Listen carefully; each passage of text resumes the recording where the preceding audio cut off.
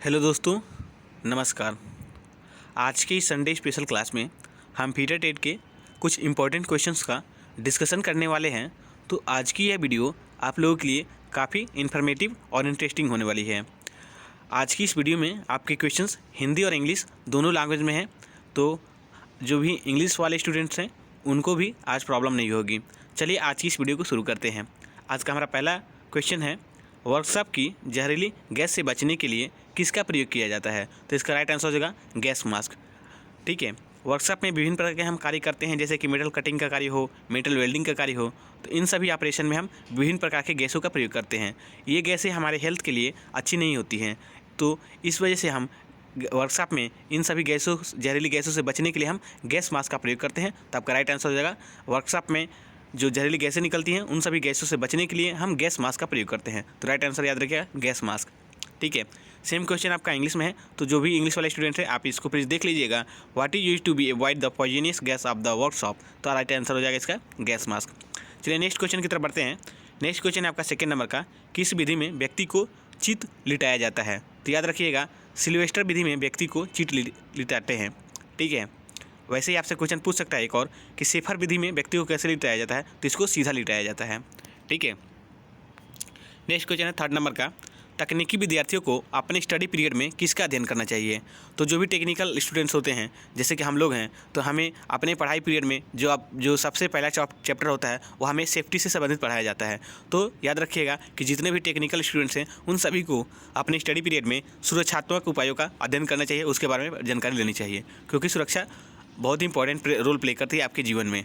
ठीक है, next question है फोर्थ नंबर का, किसी बेहोश पड़े व्यक्ति के साथ क्या व्यवहार करना चाहिए? तो जैसे कि हम वर्कशॉप में या ऐसे कहीं बाहर भी देखते हैं कि कुछ लोग भी अचानक से क्या हो जाते हैं, बेहोश हो जाते हैं।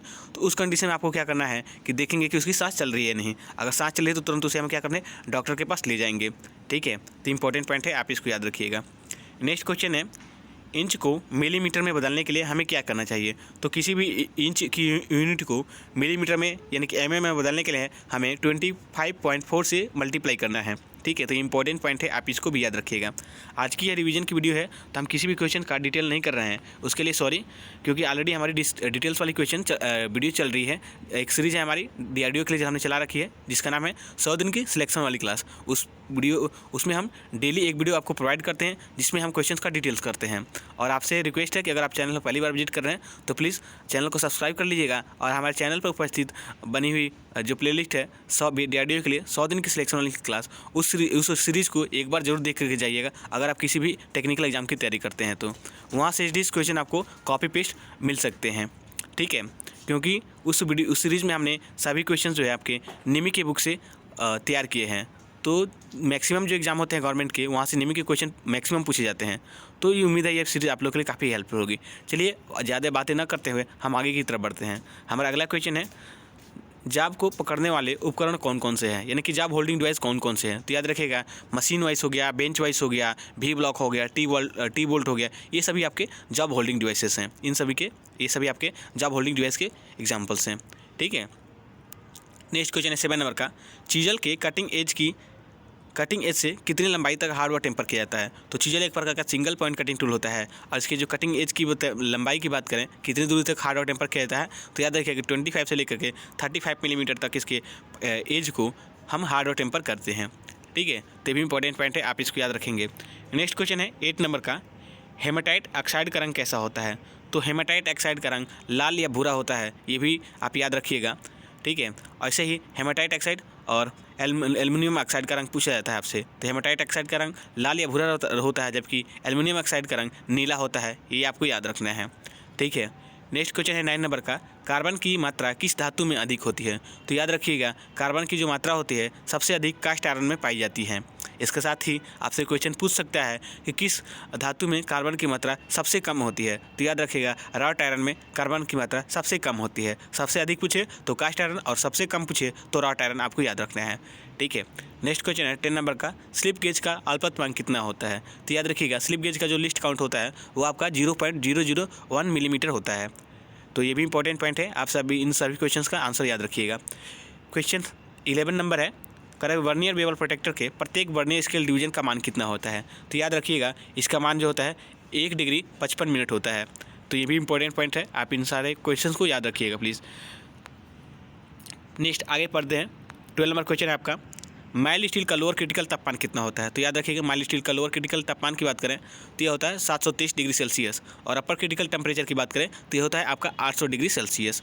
ठीक है, तो इन सभी क्वेश्चंस को आप याद रखेंगे। नेक्स्ट क्वेश्चन है 13 नंबर का, बैरल के अन्य नाम क्या है? तो बैरल के जो अन्य नाम है उसे हम हबी असली भी कहते हैं। यह आपके माइक्रोमीटर के पार्ट्स होते हैं। ठीक है, नेक्स्ट है 14 number question, light duty electric drilling machine को चलाने के लिए कितने वोल्टेज की आवश्यकता होती है? तो जो हल्के कार्यों के लिए जो इलेक्ट्रिक ड्रिलिंग मशीन प्रयोग करते हैं, हम उन्हें चलाने के लिए 110 से लेकर के 220 वोल्ट की ज़रूरत होती है।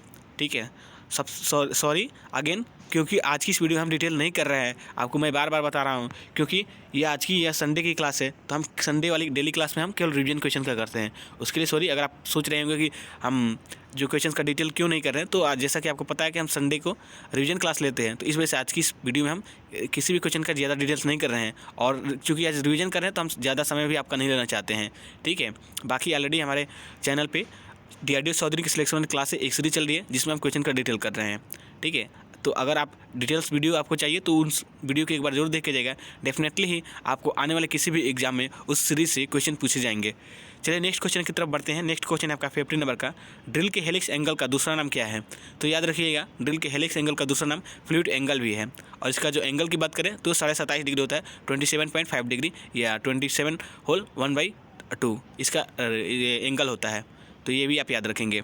नेक्स्ट क्वेश्चन है, ट्रूइंग की क्रिया किसके द्वारा की जाती है? तो याद रखिएगा, ड्रिलिंग मशीन में ट्रूइंग की क्रिया जो होती है वह डायमंड टूल के द्वारा की जाती है।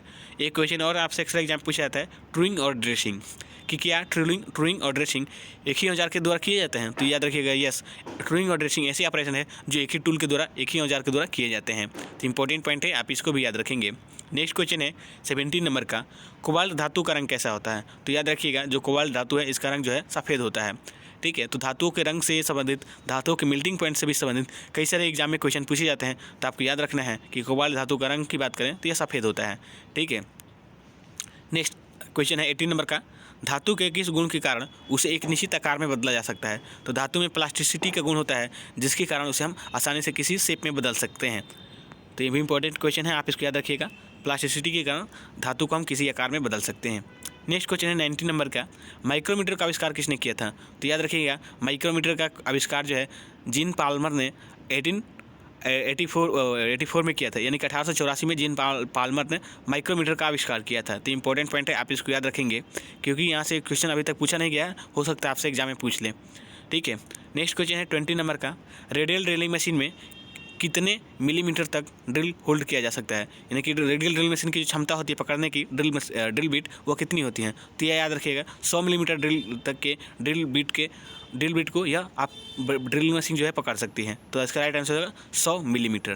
ठीक है, नेक्स्ट क्वेश्चन है 21 नंबर का, फोम एक्सटिंग्विशर में किसका मिश्रण होता है? तो जो फोम एक्सटिंग्विशर होता है यह आपका ऑयल वगैरह से लगी हुई आग को कंट्रोल करने के लिए, उसे बुझाने के लिए प्रयोग किया जाता है, और इसका जो मिश्रण होता है इसमें Na2CO3 + Al2 इंटू SO4 का होल ट्राइस, ये इन सभी का ये क्या होता है? मिश्रण होता है। तो इंपॉर्टेंट पॉइंट है, ये भी आप याद रखिएगा, ये क्वेश्चन आपसे एग्जाम में पूछा गया है और आगे भी हो सकता है रिपीट हो। ठीक है, नेक्स्ट क्वेश्चन है 22 नंबर का, बेंच वाइज का बॉक्स नट किसका बना रहता है? तो याद रखिएगा, बेंच वाइज का जो बॉक्स नट होता है वो आपका गन नट का बना रहता है।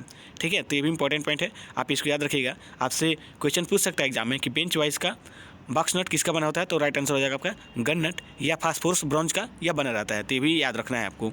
ठीक है, नेक्स्ट क्वेश्चन है 23 नंबर का, फैब्रिकेशन के लिए किसका प्रयोग किया जाता है? तो याद रखिएगा, फैब्रिकेशन के लिए हम स्नैप हेड रिवेट का प्रयोग करते हैं। तो ये भी इंपॉर्टेंट पॉइंट है, आप इसको भी याद रखिएगा। नेक्स्ट क्वेश्चन की तरफ बढ़ते हैं। नेक्स्ट क्वेश्चन है आपका 24 नंबर का, रोलिंग संपर्क बेयरिंग को और किस नाम से जाना जाता है? तो याद रखिएगा, रोलिंग संपर्क बेयरिंग को हम एंटी फ्रिक्शन बेयरिंग भी कहते हैं। ठीक है, और नेक्स्ट क्वेश्चन की तरफ बढ़ते हैं। 25 नंबर क्वेश्चन है आज का, कास्ट आयरन के पाइप को जोड़ने के लिए किसका प्रयोग करते हैं? तो याद रखिएगा, कास्ट आयरन के पाइप को जोड़ने के लिए हम टिन का प्रयोग करते हैं। तो ये भी इंपॉर्टेंट पॉइंट है। इस वीडियो में शामिल सारे पॉइंट्स जो है आपके प्रीवियस ईयर एग्जाम में या तो पूछे गए हैं या आपके नियमित ऐसे क्वेश्चन से जो आगे पूछे जाने की संभावना है जिनकी। ठीक है, तो ये वीडियो काफ़ी आप लोगों के लिए इंपॉर्टेंट है, प्लीज़ वीडियो को लास्ट तक देखिएगा, और आपसे रिक्वेस्ट है कि चैनल पर पहली बार विजिट करें तो प्लीज़ चैनल को सब्सक्राइब कर लीजिएगा, और वीडियो अच्छी लगी तो वीडियो को लाइक कर दीजिएगा। ठीक है, क्योंकि अगर आपका एक लाइक ही है जो हमें मोटिवेट करता है, ताकि हमें ये पता चलता है कि हाँ हमारे जो कंटेंट है वो अच्छे हैं, या आप हमारे मेहनत को जो है रिस्पेक्ट देते हैं। अगर मेहनत की रिस्पेक्ट दीजिएगा तो डेफिनेटली आपकी मेहनत का रिजल्ट आपको मिलेगा। चलिए नेक्स्ट क्वेश्चन की तरफ बढ़ते हैं। नेक्स्ट 26 नंबर क्वेश्चन है आपका, 2 या 2 से अधिक पाइप को एक साथ जोड़ने के लिए किसका प्रयोग किया जाता है? तो इसका राइट आंसर हो जाएगा निप्पल। 2 या 2 से अधिक पाइपों को एक साथ में जोड़ने के लिए हम निप्पल का प्रयोग करते हैं। नेक्स्ट क्वेश्चन है 27 नंबर का, छोटे साइज़ के पाइप को खोलने व कसने के लिए किसका प्रयोग करते हैं? तो याद रखिएगा, छोटे साइज़ के पाइप को खोलने व कसने के लिए हम पाइप टोंग का प्रयोग करते हैं। तो इसका राइट आंसर होगा पाइप टोंग। ठीक है। नेक्स्ट क्वेश्चन है 28 नंबर का, तेजाब के कारखाना में प्रयोग किए जाने वाला पाइप कौन सा है? तो ये मोस्ट इंपॉर्टेंट क्वेश्चन है। ये क्वेश्चन कई सारे एग्जाम में रिपीट होता है। तो याद रखिएगा, तेजाब के कारखाना में प्रयोग किए जाने वाला पाइप जो होता है आपका लेड होता है, यानी कि तेजाब के कारखाने में हम लेड के से बने हुए पाइप का प्रयोग करते हैं। ठीक है।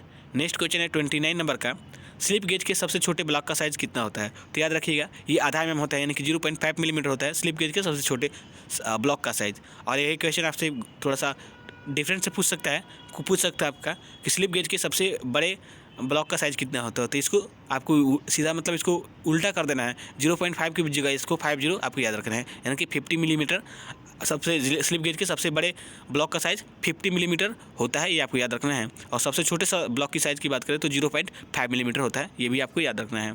ठीक है। नेक्स्ट क्वेश्चन है 30 नंबर का, सॉफ्ट स्टील की लैपिंग के लिए किस एब्रेसिव का, ये एग्रेसिव नहीं है सॉरी प्लीज़, या एब्रेसिव कर लीजिएगा इसको। ठीक है।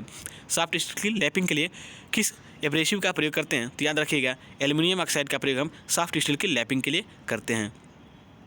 तो आई थिंक 30 क्वेश्चन हमने आज की इस वीडियो में ऐड किए हैं। ठीक है। तो ये जो जितने भी अभी तक हमने क्वेश्चन डिस्कस किए, ये फीटर टेट के लिए बहुत ही इंपॉर्टेंट क्वेश्चन हैं।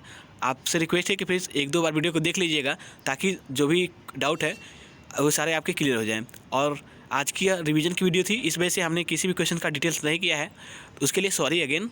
और आपसे रिक्वेस्ट है कि वीडियो पसंद आई हो तो प्लीज़ वीडियो को लाइक कर दीजिएगा, और चैनल पर नए हैं तो चैनल को सब्सक्राइब कर लीजिएगा, ताकि आने वाली हमारी वीडियो का अपडेट आपको मिलता रहे। आज की इस वीडियो में इतना ही, मिलते हैं नेक्स्ट वीडियो में, तब तक के लिए धन्यवाद। जय हिंद।